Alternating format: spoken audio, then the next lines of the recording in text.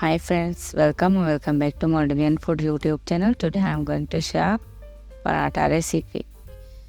This is 2 cup all-purpose flour and I am going to add 1/8 cup of oil. You can increase or decrease oil. Now I am going to add salt to taste. This much will be enough. So now time to add water. For 2 cup all-purpose flour, I am using half a cup water. This is hot water, but not very hot. So always use hot water. I'm adding 1 teaspoon water and half a teaspoon of water again.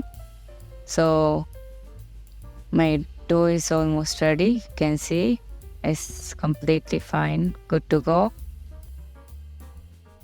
If it's hard, you can leave it covered for 15 minutes. After that, the dough will be good.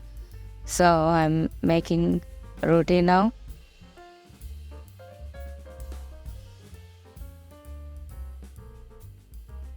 Like this. After that, need to apply butter. At this point I am applying little bit butter on the roti and I'll cut it like this and roll it and make a ball from it again and roll it again. Make a little roti again like this. Time to cook it. Apply some butter on it like this. It's done. You're good to go.